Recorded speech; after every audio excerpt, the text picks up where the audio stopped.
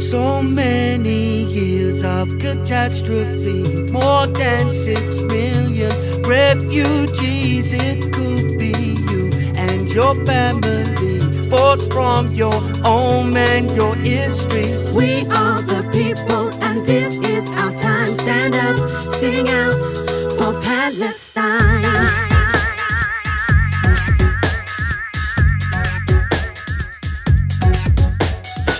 No matter your faith or community, this is a crime against humanity. Gaza turned into a prison camp. Apartheid war divides the West Bank. We are the people, and this is our time. Stand up, sing out for Palestine. We'll break down the wall. Freedom for Palestine. Demand justice for all. Freedom for Palestine.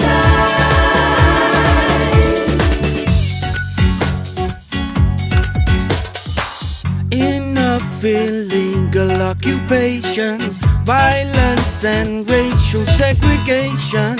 All religious communities unite. Freedom is a human right. We are the people, and this is our time. Stand up, sing out for Palestine. We'll break down the wall. Freedom for Palestine. Demand justice for all. Freedom for Palestine.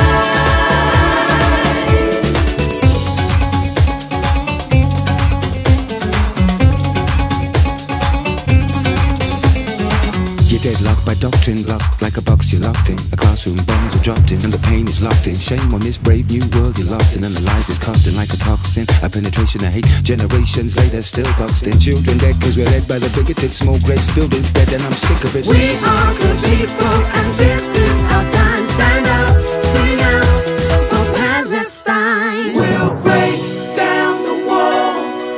Freedom for Palestine. Demand justice for all. Freedom for Palestine. We'll break down the wall. Freedom for Palestine. Demand justice for all. Freedom for Palestine. We'll break down the wall. Freedom for Palestine. Demand justice for all. Freedom for Palestine.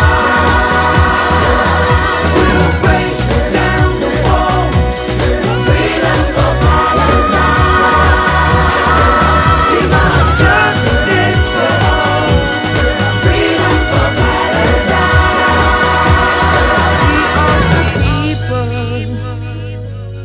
This is our time. Unite together for justice in Palestine.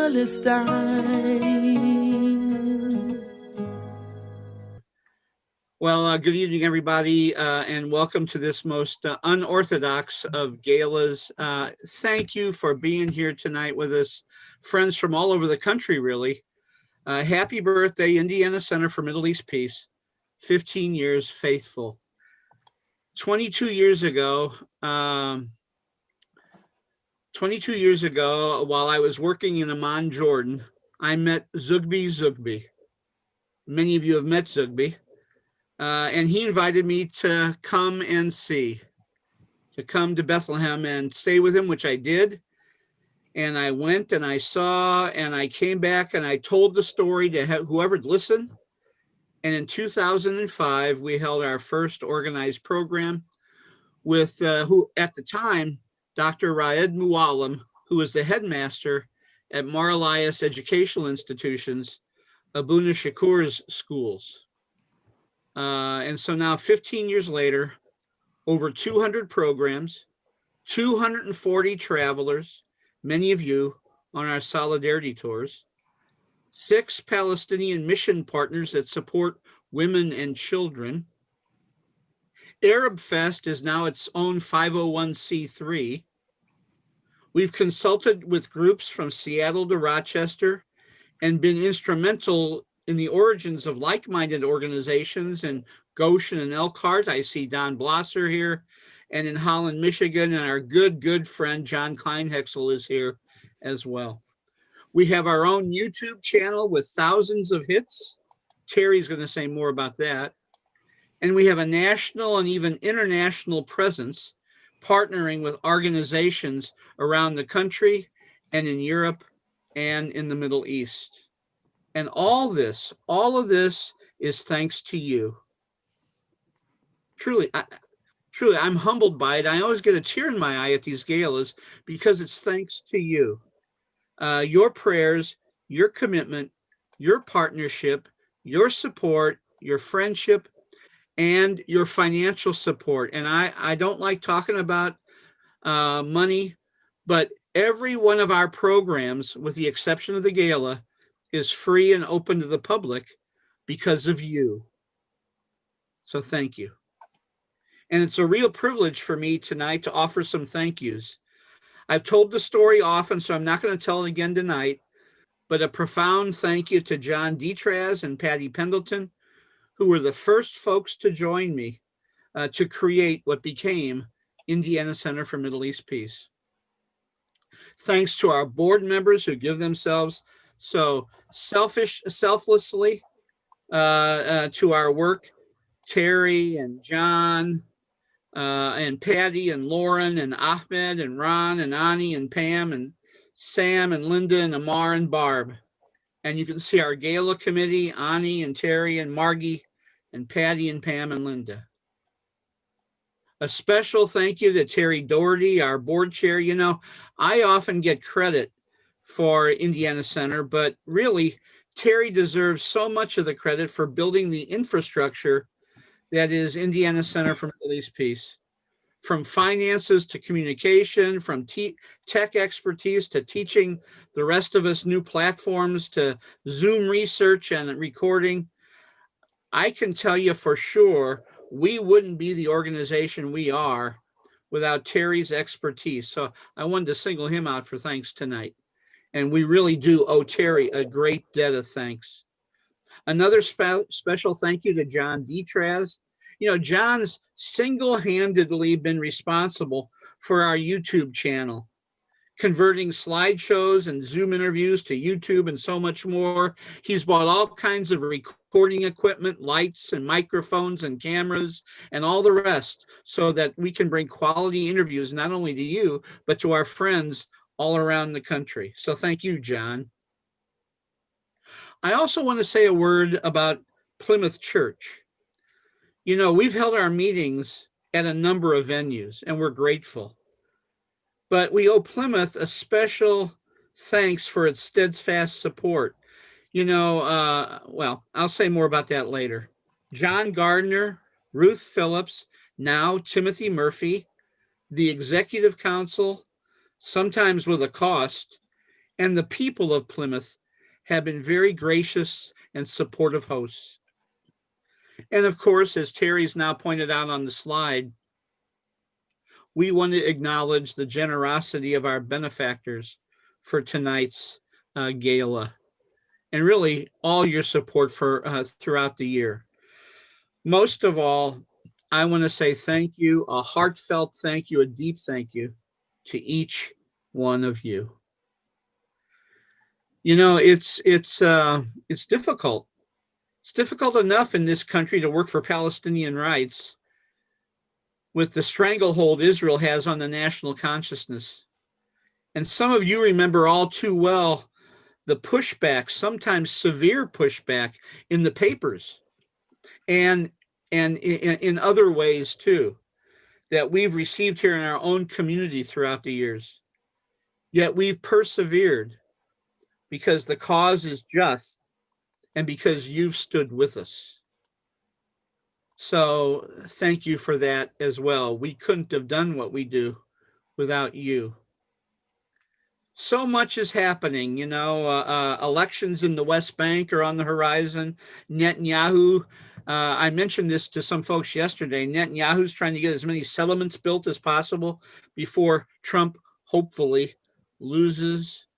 5,000 new settlement homes built are planning to be built in the next few weeks in and around Bethlehem. The Sudan now wanting to join the UAE and Bahrain in normalizing relations, not the military, not the civilian government. Um, COVID spiking again in Israel and the West Bank, causing issues for our friends there. And even though the Palestinian Authority has been strict in adhering to health guidelines dealing with the COVID crisis, the virus is spreading throughout the West Bank as well, as workers return from Israel, where it's been spiking there drastically. Each of our mission partners, who you'll meet later, have been struggling to maintain their work. So even during these COVID times, we've still been supporting them. You'll hear more about them in just a little bit. Just one example. So many of you have been to Daoud Nasser's Tent of Nations farm with me. I've been in touch with Daoud, and also Kay and Bill Plitt here from Friends of Tent of Nations North America. And Daoud and his family, because no internationals are now allowed into the country, they're having to maintain a presence on the farm 24/7 because no internationals are there on the farm with them. And the surrounding settlers are looking for every opportunity to vandalize their trees. And just this week in this country, the president is declaring, and get this, Human Rights Watch, Oxfam, and Amnesty International of being anti-Semitic. Closer to home, you've read on our Facebook page that Butler University's Students for Justice in Palestine chapter is under siege for taking up the cause of boycott, divestment, and sanctions, and fighting a campus resolution equating anti-Zionism with anti-Semitism. We sent them our support early on in their fight, and we just learned yesterday that the resolution failed. So we're grateful for that. And we're on a national task force. Indiana Center for Middle East Peace is on a national task force to implement in churches around the country the recent Palestinian Cry for Hope from Kairos, Palestine, which includes aggressive educational and advocacy efforts, as well as support for BDS. We're the only local or regional organization part of the original working group. All the rest are nationwide organizations. So we're proud of what we're doing, and we're doing it because of your support again. There's so much more to say, but these are just a few examples of how your support reaches far beyond Fort Wayne.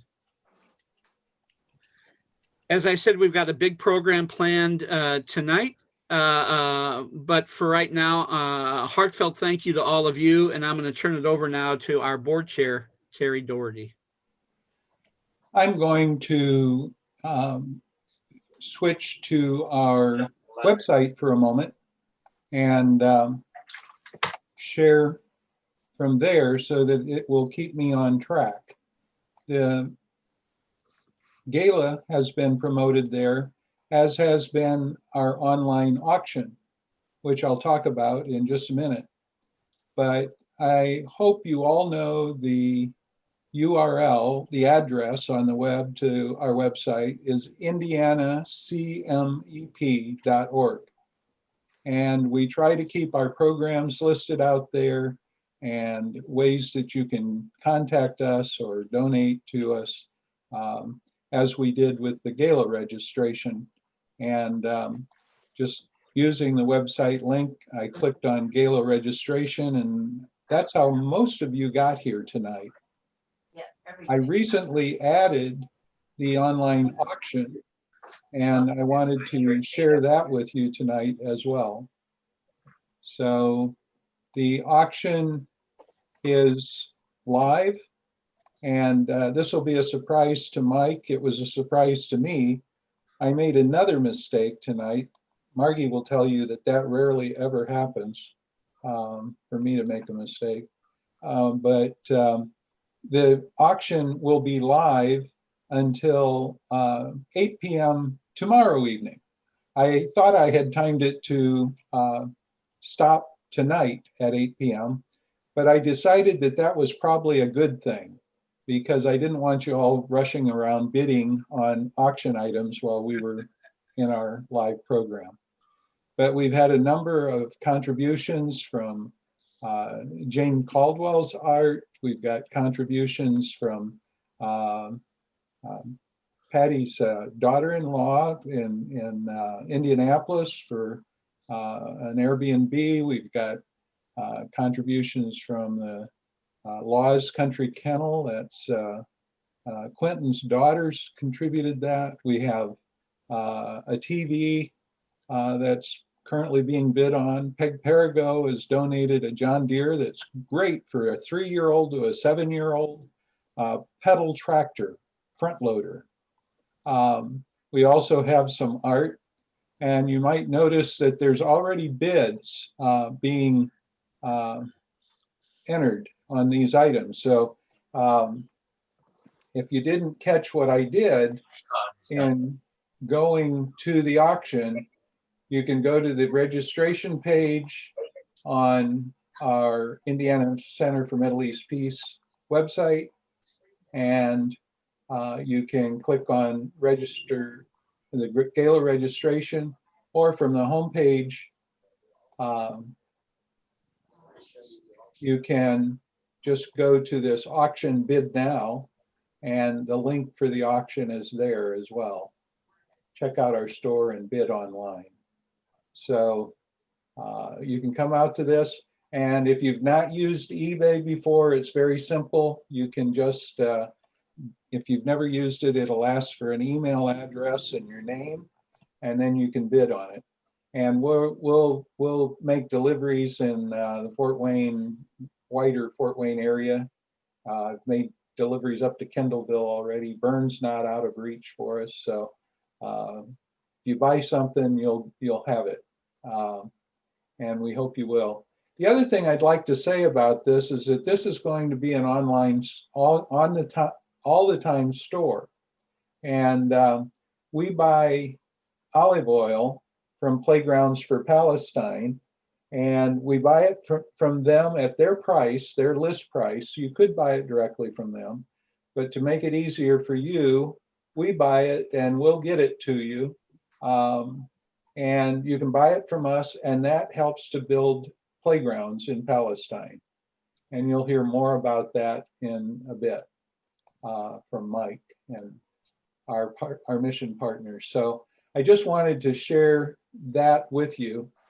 One other thing from the website that I'd like you to be aware of is the media segment of our website will take you to our videos.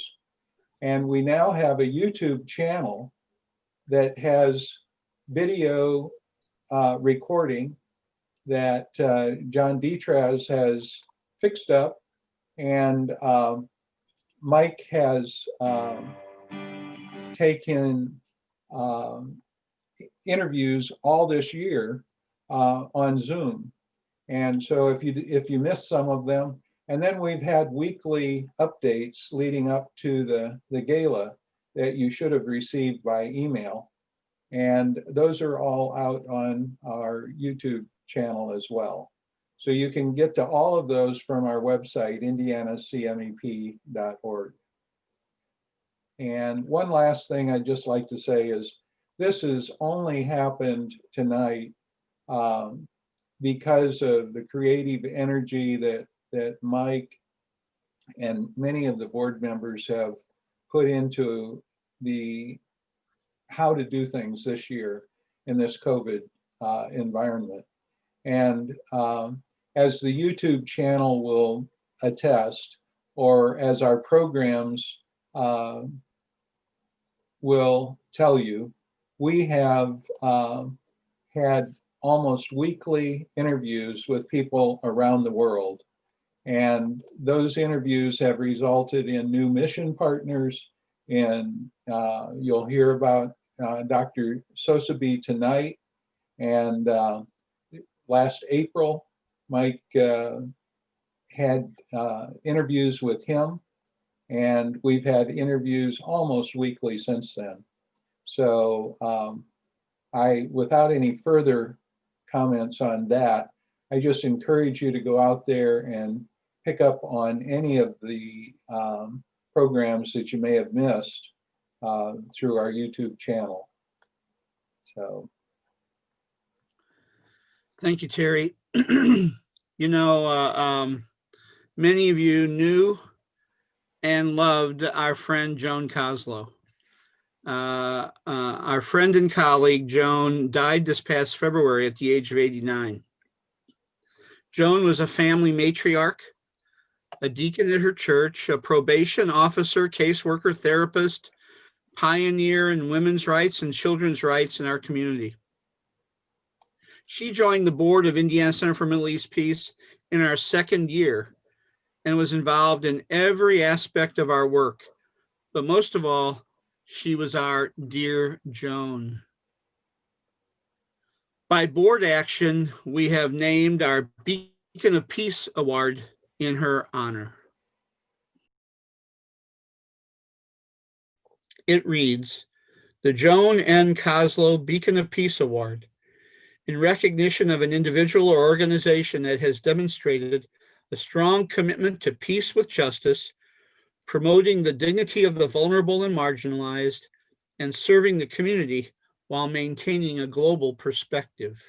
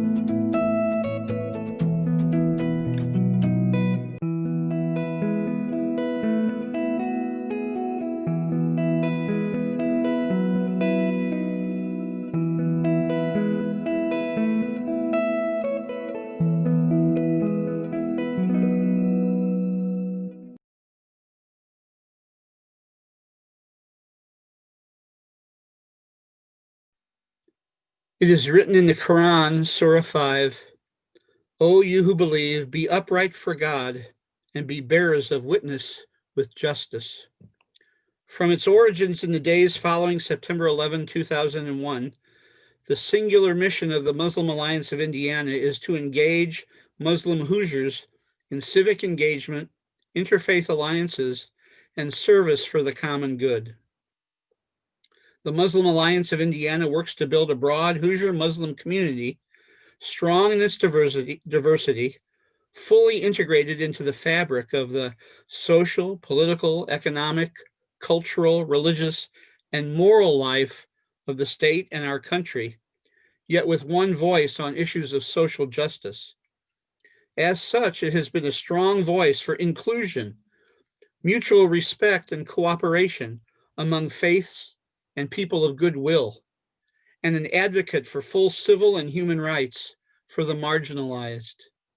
In its recent statement of support for the African American community and the wider Black, Indigenous, people of color community in condemning racism, police brutality, hate crimes, and bigotry, is a model of such solidarity. We are proud to present our inaugural Joan N. Koslow Beacon of Peace Award to the Muslim Alliance of Indiana. And here to accept on behalf of MAI is Fatima Hussein, Chair of the Board, and Ibrahim Al-Ghani, Vice Chair of the Board.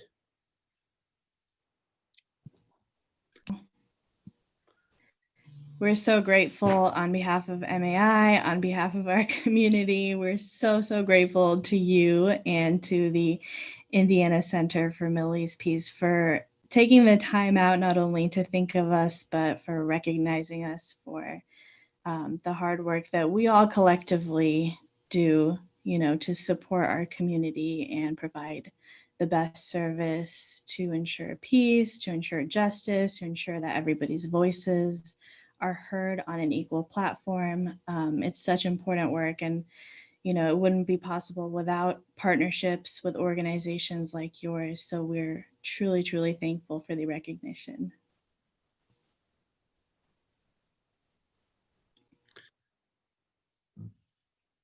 I'd like to echo everything that Fatima has said. On behalf of MAI, we are in the business of giving out awards as well. And it is really kind of, it's really gratifying to receive an award. The fact that MAI is associated with justice, and in our faith, justice is something that is required, and we have no option.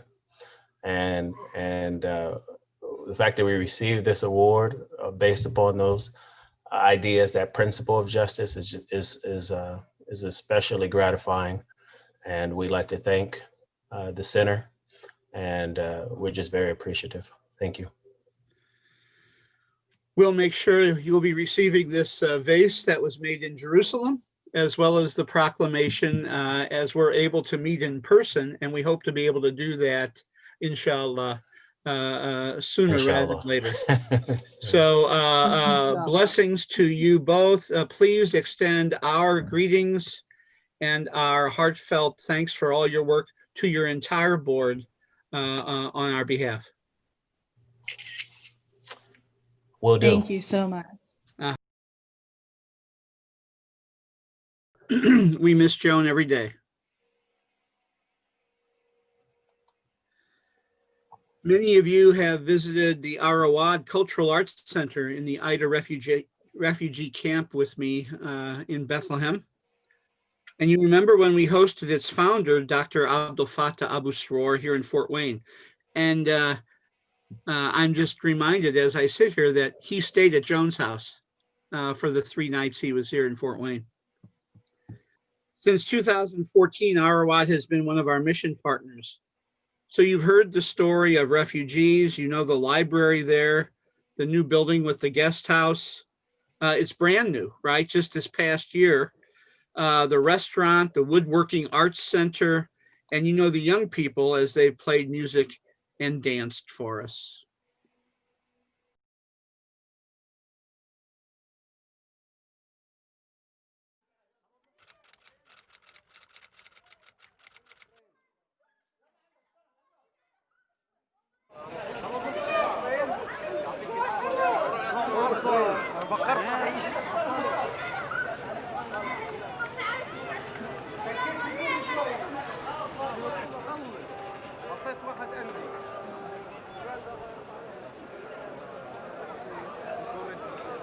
وطلعنا استنى 10 دقايق ماشي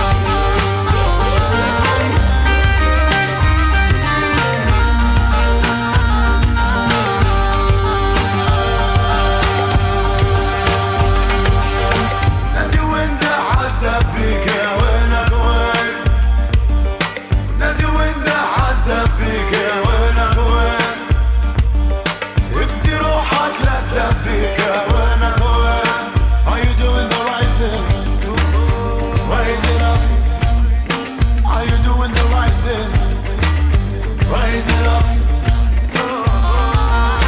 نادي وانت عدى بيك وينك وين. نادي وانت عدى بيك وينك وين. افدي روحك لدى بيك وينك وين. Are you doing the right thing? Rise it up. Are you doing the right thing? Rise it up. No one bow when you bow, when you bow, when you bow, when you bow, when you bow, when you. No one will sigh when you sigh, when you sigh, when you sigh, when you sigh, when you sigh, when you. Above the stage full of beating down, full of models and the saints. And we won't give in till we living like a king in the kingdom. Are you doing the right thing? Rise it up. Are you doing the right thing? Rise it up. Now we moving the right way. Rise it up. Now we moving the right way. Rise it up.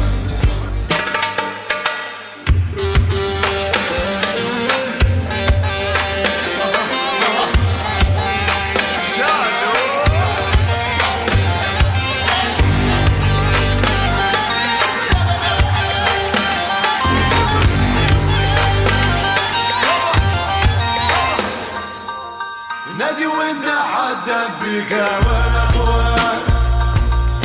نادي وانت عدى بيك وينك وين. ادي روحك لدى بيك وينك وين. Are you doing the right thing? Rise it up. Are you doing the right thing? We're proud to have established strong ties of friendship with organizations that support women's empowerment and children's enrichment programs in the West Bank. In a traditionally patriarchal society, these organizations recognize women's central role not only in family life, but also their public voice and their economic power.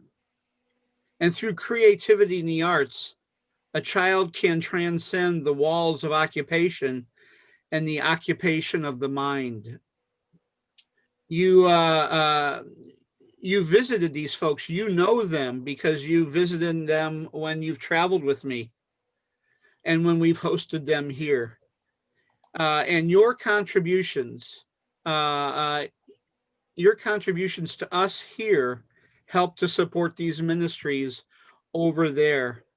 The next three pieces that you're going to see, the first one is a short video of our mission partners telling you who they are and what they're about and how we've supported them. Then you're going to receive a tour of our new mission partner this year, the Huda Amasri Pediatric Cancer Department in Beit Gala, which is just right next to Bethlehem. And I just want to remind you that a portion of every one of your registrations tonight is set aside then for the pediatric cancer department. So thank you for your support for them tonight. And then you'll hear a short piece of music, a happy birthday piece of music from our friend Ronnie Malley in Chicago.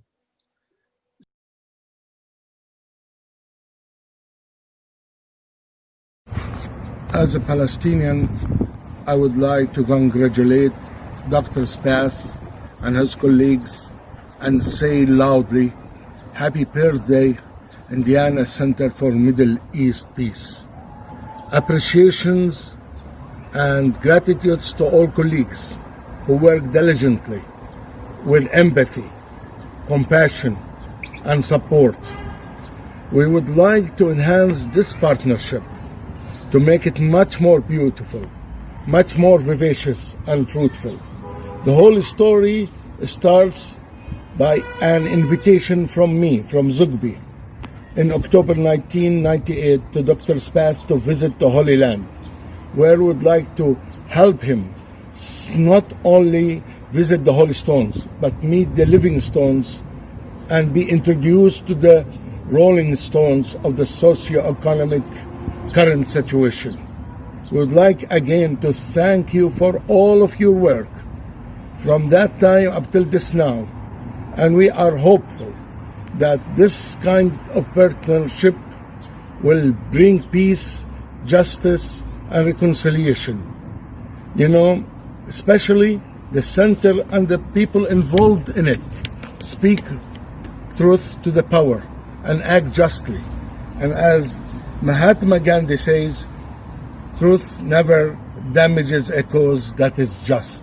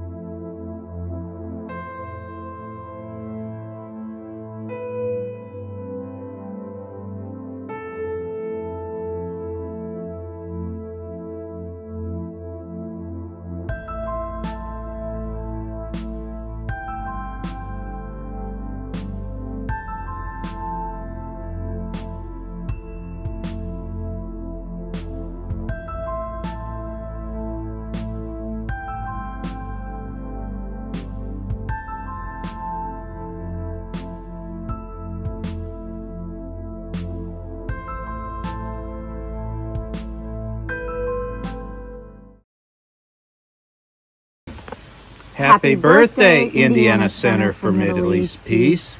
In 15 years, the center has really succeeded in bringing people together, informing people, and importantly, bringing to our community many speakers that ordinarily wouldn't visit a community of our size. That's been so important to Janet and I. Equally as important has been, through the efforts of Michael and the center, the opportunity we and so many others have had to visit Israel and Palestine and see on the ground what's happening there, to be able to be with the people, whether they're Arab, Israeli, Palestinian, Muslim, Jew, or Christian, and really get an appreciation for what's going on in that part of the world. So thank you, Center. Thank you, Michael. And I just would like to add about the future. Quince 15 in Latin cultures, quinceañera, is a point of passage, a transition for girls and into adulthood. And I know as parents,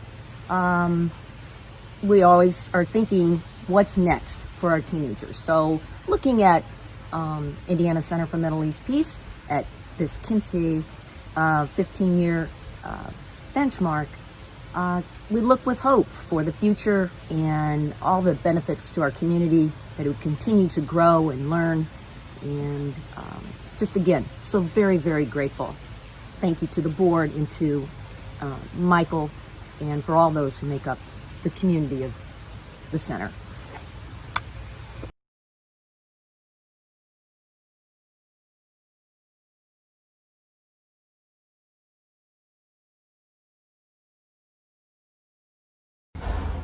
Hi, I'm Steve Sosby, president of the Palestine Children's Relief Fund. I'm outside the Huda al-Masri Cancer Department. We opened in 2013, named after my late wife, Huda al-Masri, who passed away from cancer. In 2009, I'm at the entrance of the department. You can see the door behind me. And we have the list of some of the donors who helped build it. This was a department that is the first and only pediatric cancer department in Palestine. At that time, we have since built another one in Gaza, and it was opened with the intention of providing Palestinian children access to oncological care that they otherwise couldn't get, and it has served that purpose. This is the entrance of the department. It is state of the art in the fourth floor of the Beit Gala Hospital in Bethlehem. And this department is the only pediatric cancer department in the West Bank run by the government, run by the Ministry of Health, so kids here get free treatment. Support the department and continue to assist in all aspects of its functioning, particularly for social services, child life, training for doctors and nurses. I'll take you a little tour of the department here. So this is the entranceway, and you can see we kind of try to make it a nice, pleasant department. This is my wife, Huda al-Masri, who died from cancer, as I mentioned, in 2009. She was Palestinian, an amazing woman, lovely woman, in every aspect of the word, a great humanitarian, great person of character and kindness, strong, very smart, very funny, very loving woman, and who passed away after fighting leukemia for 7 months, leaving me with 2 daughters, and this is the way we honored her.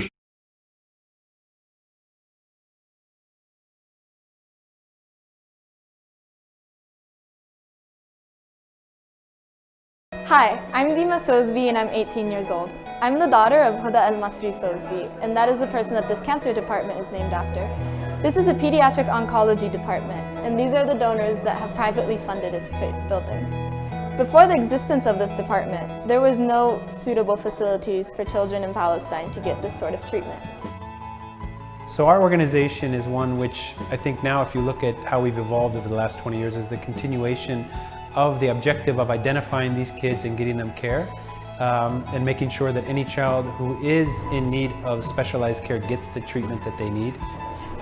Cancer is a very complicated disease to fight, and part of the process of fighting it is giving information to the patients and their families. These are some booklets about different types of cancers and tumors that have been translated into Arabic so that the information is more easily available to the patients and their families. We are receiving children from all over the country. It's great now because we have 14 beds out inpatients and 4 beds outpatients. So within the department, we have a pharmacy and a procedure room. The pharmacy is the place that the doctors will mix the chemotherapy together in order to better treat the patients, while the procedure room is the room in which the procedures happen, such as bone biopsies. It is important because we are raising the overall survival in Palestine to 80%. So the department has been split into 2 sections, the outpatient and the inpatient departments. As you can see, this is the outpatient department. The outpatient department is where patients can come for treatment that lasts about 2 or 3 hours. Previously, the patients would have had to go outside of the Palestinian healthcare system, across checkpoints and borders into Israel to get this specific treatment.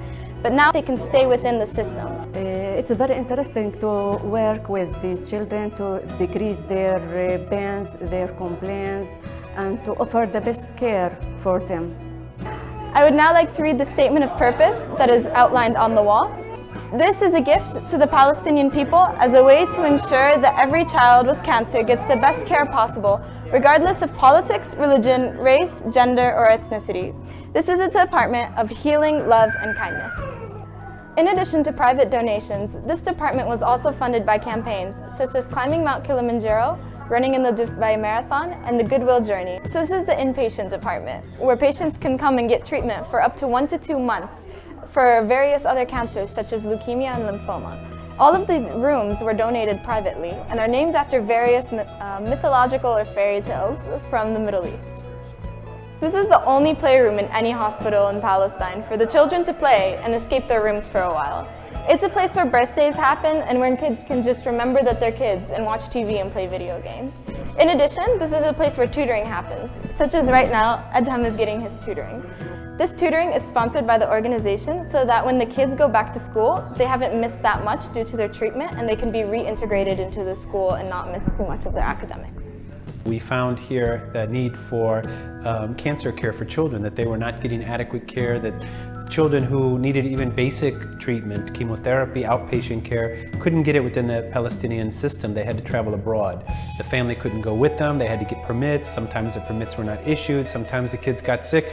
Sometimes they died. And almost always they suffered. So to solve that problem, why not build up the healthcare system in Palestine? Why shouldn't Palestinian kids get treated by Palestinian doctors in Palestinian hospitals, just as American kids are treated in American hospitals and Israeli kids are treated in Israeli hospitals by Israeli doctors? That's the objective and that's the purpose.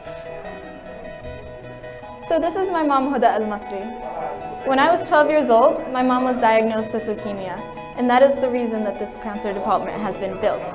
This department has been built to treat children regardless of their race, age, gender, or religion. I am very proud of my mom and this department that's been built in her name, and we hope to continue it for as long as possible.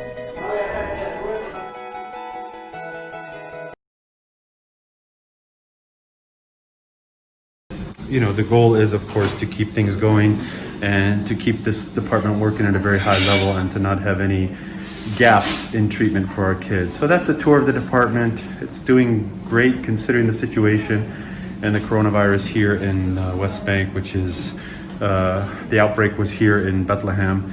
And we're gonna continue to work, and we need help because this is an ongoing long-term department and our responsibility in the department continues. And hope you guys will support us. So thank you all and have a great and safe period through coronavirus. And thank you for supporting the Palestine Children's Relief Fund. Take care.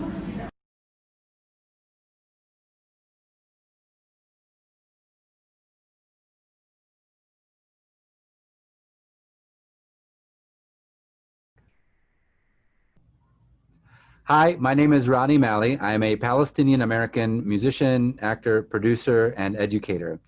I want to wish ICMEP, Indiana Center for Middle East Peace, a happy 15th birthday. You know, so rarely do you come across organizations that you feel have truly made a strong impact, especially when we see large organizations But, you know, in the words of paraphrasing of Margaret Mead, it's always been the small group of people that have made the greatest impact. Indeed, it is actually the smallest group of people.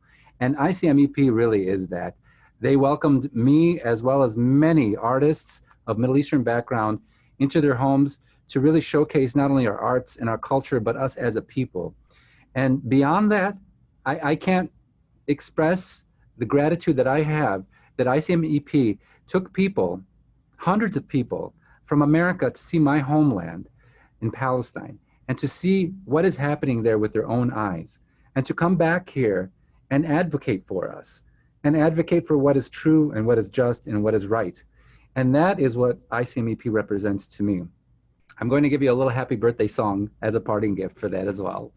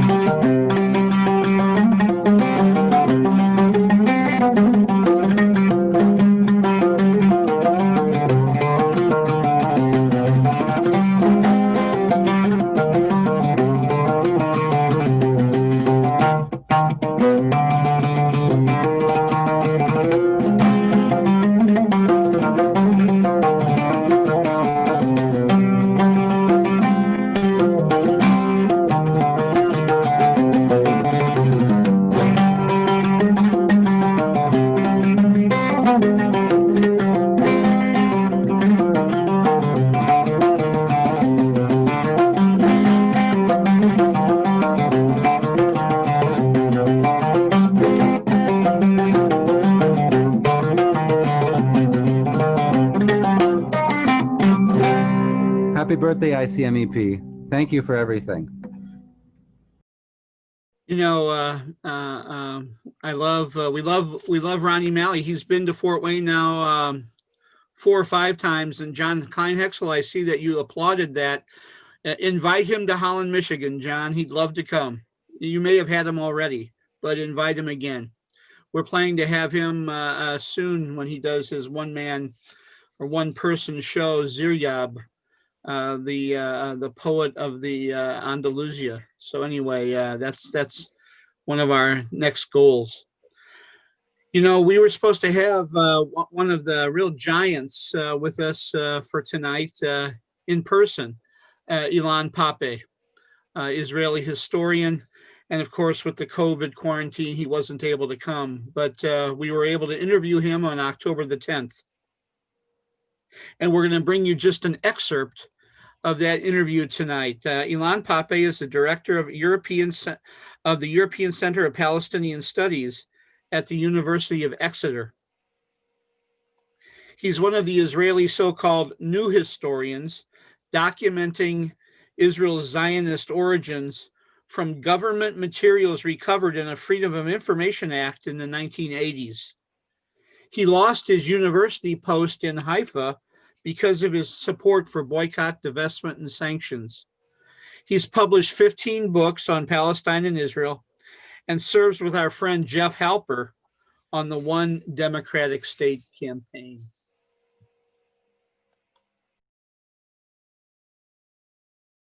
We're delighted to welcome today Dr. Ilan Pappé. I know that our audience, for our audience, Dr. Pappé needs no introduction. I'll simply say that he's the University of Exeter's European Center for Palestine Studies and co-director of the Exeter Center for Ethnopolitical Studies and one of the Jewish members of the One Democratic State campaign, a Palestinian-Israeli initiative to establish a constitutional democracy between the sea and the river, including the right of return. Ilan, welcome. It's a pleasure to be with you, Mike. Ilan, for many of us, your seminal ethnic cleansing of Palestine uncovered so much rich historical material for our activism. It's required reading for anyone taking up the cause for Palestinian rights, I think. One page after the other details how the ethnic cleansing project of Israel was, from the start, a coordinated long-range policy ordered at the highest levels of government Tell us what led to your research, and were you surprised by anything that you learned? Yes, well, it started by a choice of becoming a professional historian and do a doctorate in history. I understood that if I want to work in a more free environment, I should leave Israel for the PhD, and I went to Oxford. I also took a kind of a conscious decision to be supervised by an Arab supervisor if I want really to see things from different from the way I was seeing them before I came to England. So it started with kind of a typical PhD based on archival material that began to be released on 48. But when I started the PhD and I published it, and I came back to Israel, and then I learned that there were other historians like Benny Morris working on that period, and we all found a lot of things that we didn't know about and were contradictory to what we were told. Even at that stage, I think we all of us assume that this is what happens in a war. People are being kicked out, people are getting massacred. But I think at the first stage of my career as an academic, I didn't see the connection between that and any substantial, fundamental issues with the state in which I was living and its ideology. What really changed my mind and really sent me back to research on 48 in 2000, and it took me 7 years to publish the book Ethnic Cleansing in 2007, was the second uprising. And it's the second uprising in 2000 spilled into Israel.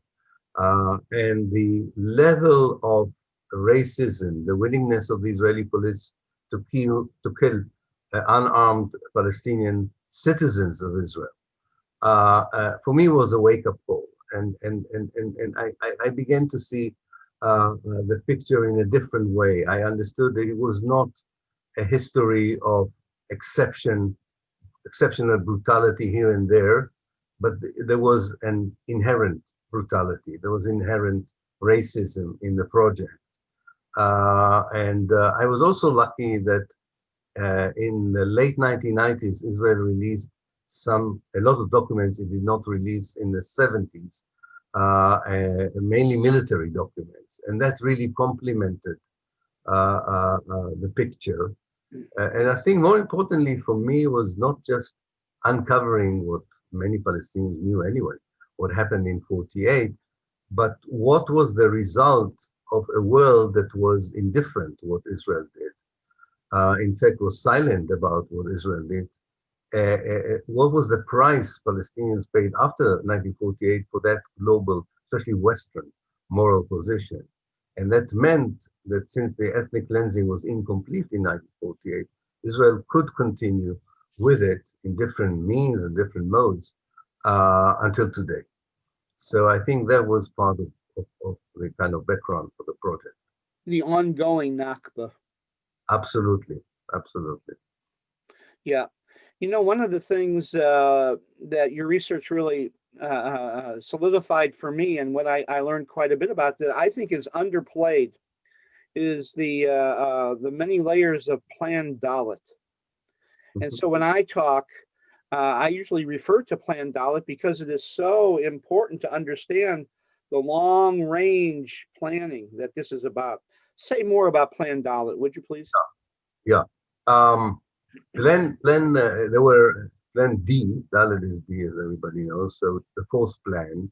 The leadership, the Zionist leadership in mandatory Palestine had three previous plans in which it tried to articulate the strategy for the future for the event of the end of the mandate.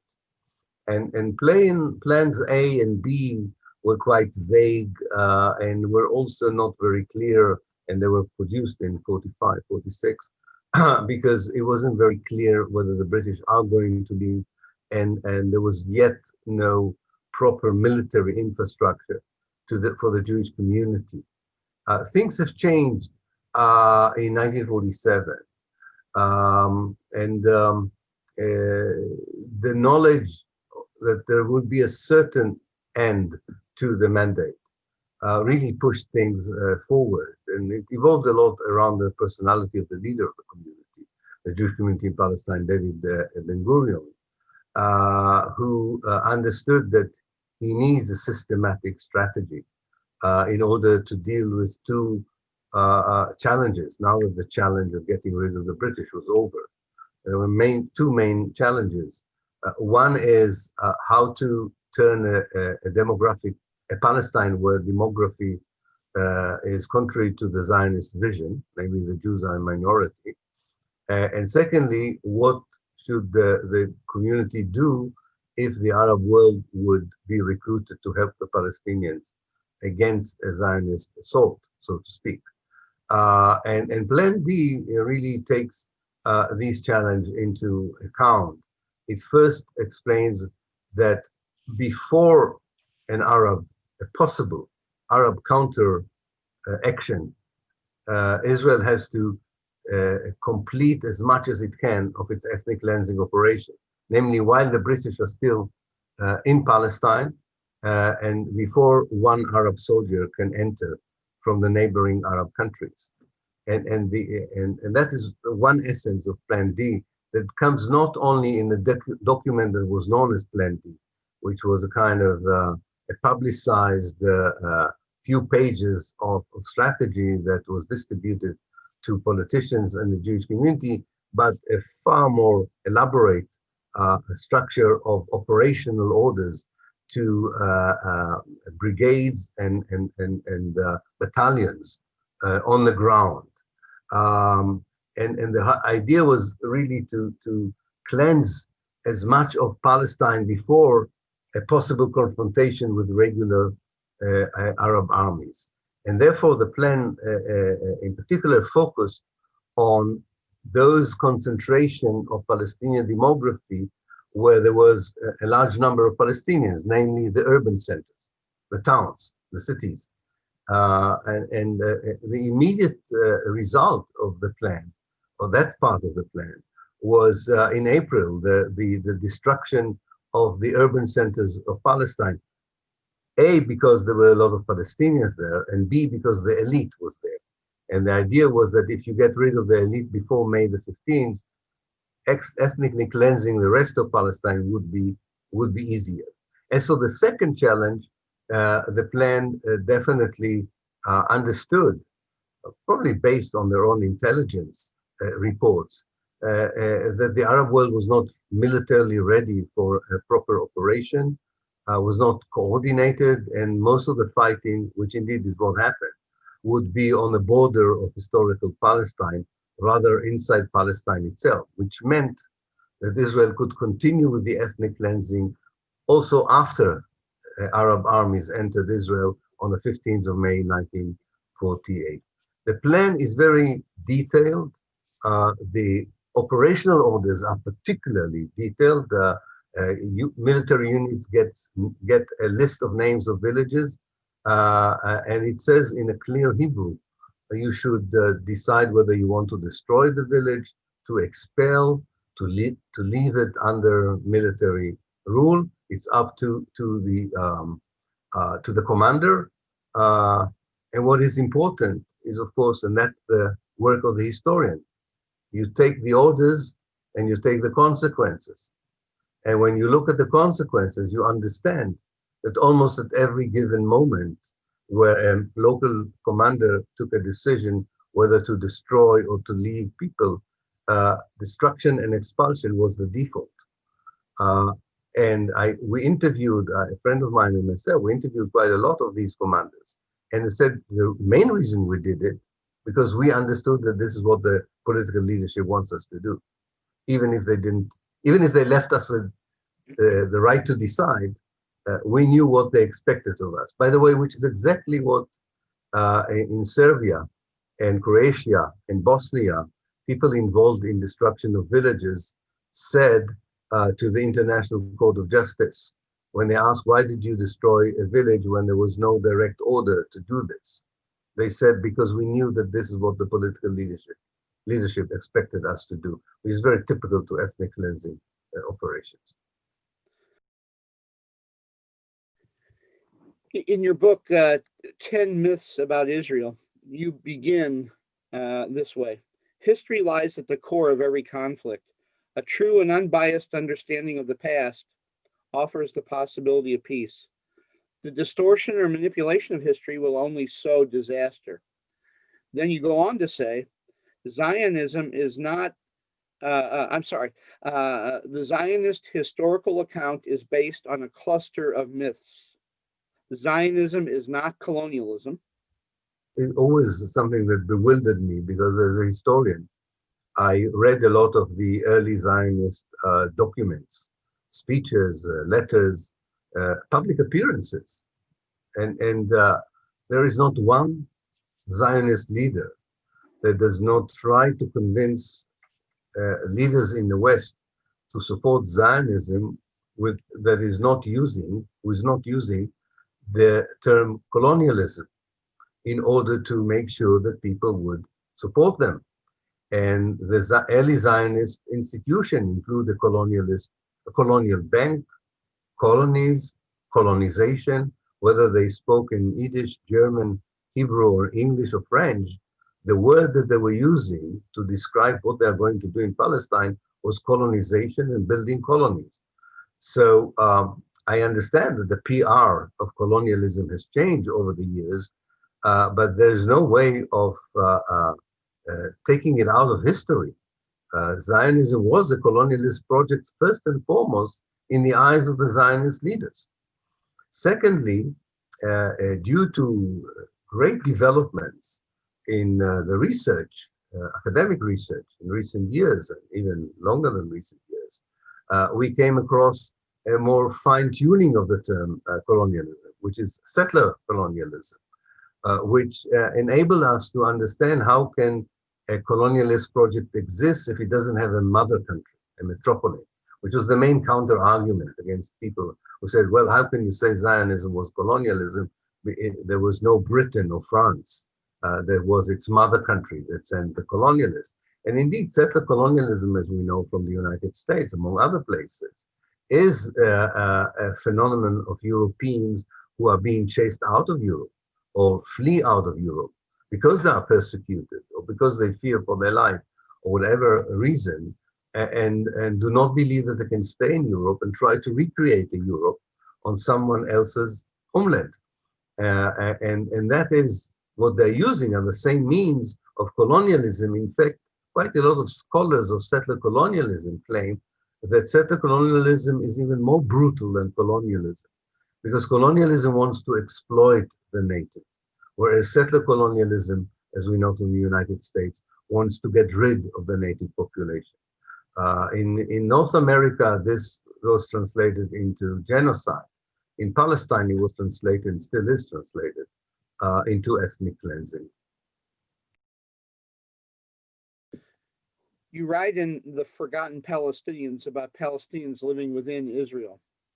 The perception of the Palestinians as unwanted and unwelcome has remained a potent part of Zionist discourse and attitude in what became Israel in 1948. Then you go on to say, they're a heterogeneous community, Christians, Muslims, Islamists, secularists, and more, living side by side with each other as a minority community. And further, you're right, theirs is an amazing story of almost impossible navigation in a sea of colonialism, chauvinist nationalism, fanatic religiosity, and international indifference. So talk to us more about these forgotten Palestinians. Yeah, yes, this particular paragraph was written with genuine emotion because I have, since I'm, and I spend a lot of my time in Israel as well as in the UK, and I have very few Jewish friends, I have to say the truth, not surprisingly maybe. And I have many, many, many, many Palestinian friends, and I feel very much part of the community, not as a Palestinian Israeli, but as Palestinian Jews. And I'm surprised at the humanity that exists there and the impulse that is still there to live, to find a peaceful reconciliation with the Jews, and understanding that there could be a good future for both people if only if only Zionism would be removed as the ideology of the regime. And it's all done in most cases on the basis of humanity, universal values, and so on. And I'm very impressed when this is still a basic attitude under such harsh conditions that I mentioned. This community, we have to remember, this community was under a harsh military rule until 1966, which those of you who are familiar with the evils of military rule in the occupied West Bank and Gaza Strip would know what it looks like. But it looked like this for the Palestinians and Israel. Things got better after 67, but on a daily basis and an individual basis, some of the experiences remind us of the still experiences of African Americans today in the United States, which came to the fore in the encounters with the police. But some of it is very unique to a whole community that maybe the best example to explain it. Imagine if the affairs and future and status of the Jewish community in the United States would be handled only by the FBI. Imagine such a situation where people would say, you know, when it comes to American Jews, it's not the Ministry of Education, Ministry of Industry, you know, whoever, municipality. No, this is, you know, a potential fifth column. This is a potential enemy. So a decision who can be a teacher, who can work where they want to work, who can settle where they want to settle, who can move freely and who cannot move freely, en masse as a group, not as individuals, is determined by the experts of internal security. Living under such precarious conditions is by itself a huge hardship. To this, one could add the fact that for a while the Palestinian National Movement forgot about them as well. And the two-state solution also marginalized them as an issue. That's why the one democratic state campaign is so important, I think, for that particular community, because it wants to rearrange or reframe the relationship between Jews and Palestinians all over historical Palestine, not just in small part of it. So this is a very important community, a very impressive community that in many ways knows intimately both communities and can easily foresee a different life with a Jewish community based on equality, maybe more than people in the West Bank who only know Israelis as settlers and soldiers. And I think that their history should be taught and their role should be far more significant in the liberation project of Palestine than it was until now. One last question. You've been a relentless seeker of truth, of a true and honest rendering of history, even at great personal cost. What keeps you going? What inspires you and gives you hope that your work might play a role in building peace with justice? Well, I think there's several things that allow someone like me, and I'm not, as you know, I'm not the only one. There's quite a few of us, not just in the case of Palestine, but around the world, thank God. I think that there are a few things that work here. One, there is a moment, and I wasn't able to define it for myself, but I know there was a moment where you sort of cross the Rubicon, you cross the river, and you know there's no way back. And actually you feel very liberated when you understand that this is now what you're going to do, and you feel at peace with yourself for doing it. And that really is the best immunity shield from any hardships that you meet on the way. And I think that a lot of people who face injustice and decide to act against injustice have such a moment when they understand the price that they might pay for this, but the struggle becomes more important than the price. Secondly, I know that the price paid by my Palestinian friends is much higher, far, far much higher than I ever paid or would pay. And that gives me a lot of strength to see their steadfastness, their courage, and their commitment. And I'm very much inspired by them and their action and way of acting towards the predicaments that faces them. And finally, I think that I feel that actually for the sake of even the Israeli Jews, it's good that people like myself exist, because I think in the end of the day, it would make sure that the solution would be based on restitution and not retribution, that it gives hope to the Palestinian and Arab side that there are people who they can rely on, who they could live with and coexist and build together a different society.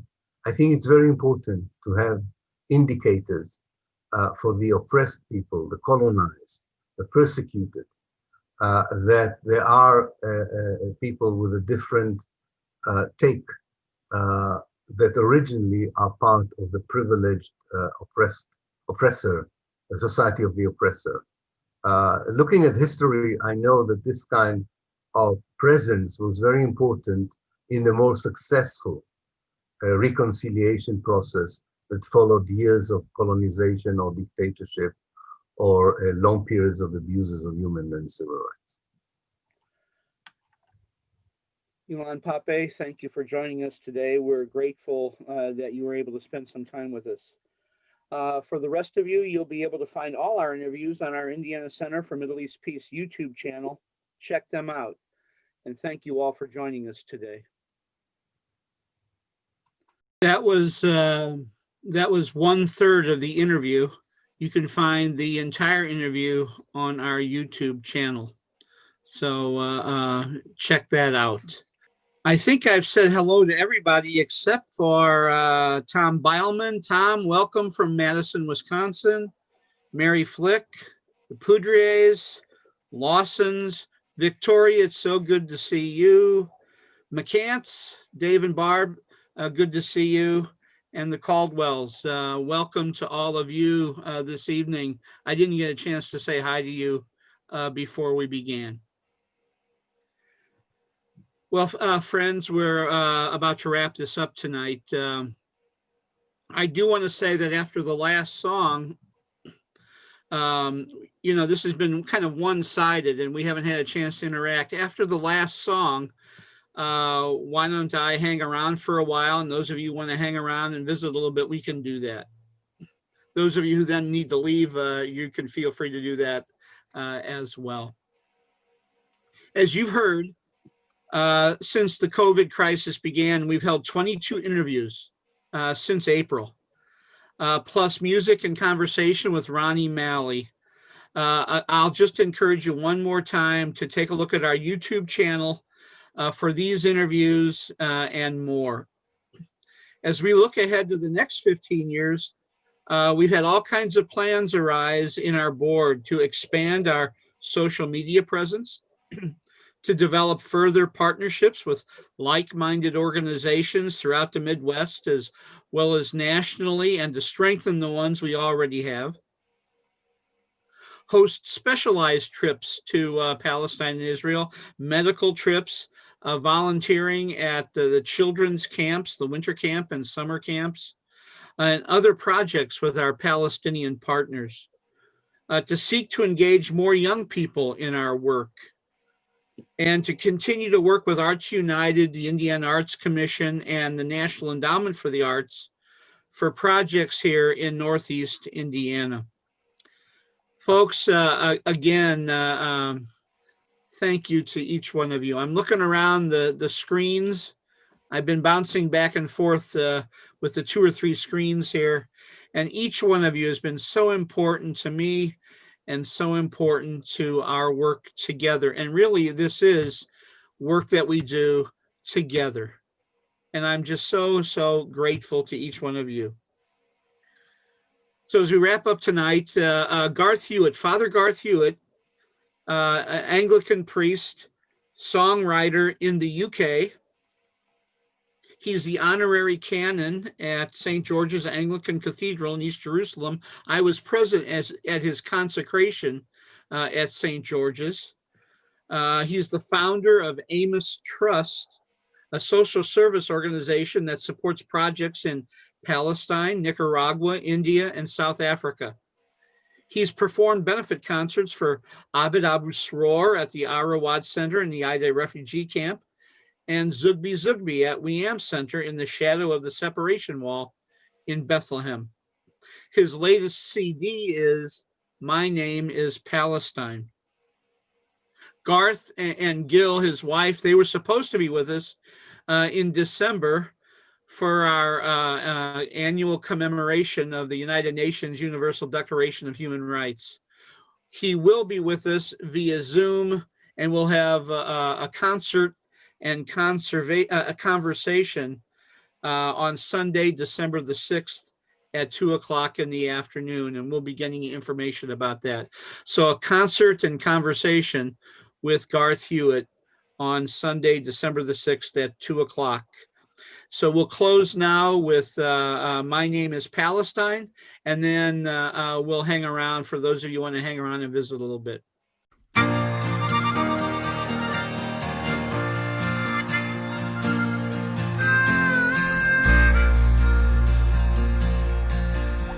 A voice cries out in the wilderness. I hear her call, but I don't know her name. Voice cries again in the wilderness. My name is Palestine, and I will remain. She's holding a flag so very high, raises her voice with such a strong cry. She's a symbol of a people who refuse to die. Says my name is Palestine, and I will survive. I will survive, I will survive. My name is Palestine, and I will survive. I will remain, I will remain. My name is Palestine, and I will remain. The forces of darkness can't extinguish the flame of the freedom in your eyes and the love you retain. These are more powerful than the weapons of war, with their terror and lies, but you bring something more. And all across Palestine they've had enough of killing and wounding from Israeli guns.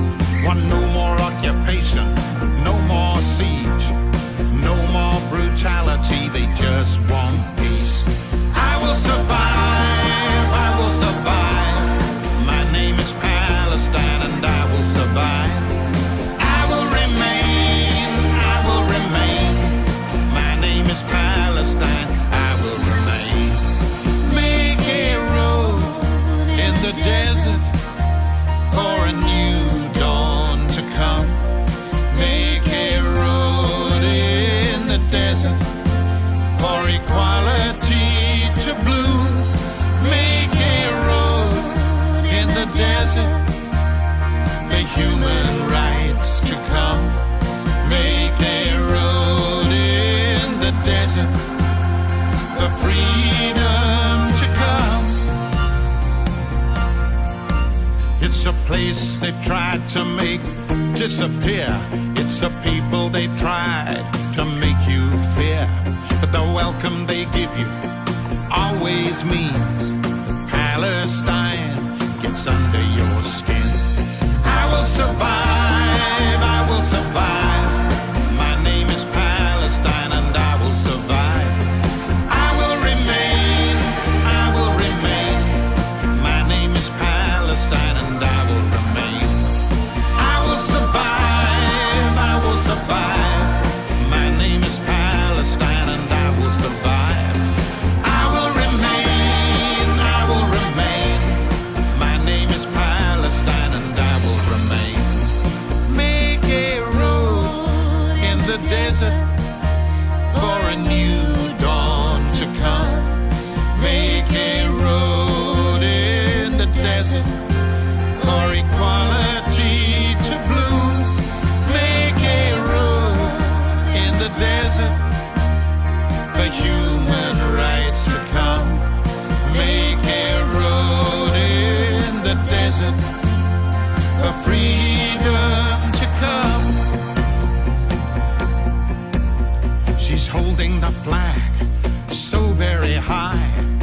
raises her voice with such a strong cry, a symbol of a people who refuse to die. She says, my name is Palestine and I will survive. My name is Palestine and I will survive.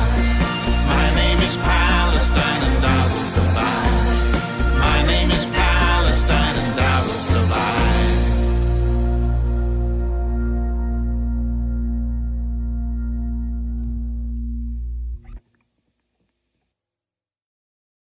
We're so grateful for each one of you. Thank you for being with us tonight. Thanks for your friendship and support. Have a good rest of the evening. Ma salam, everyone.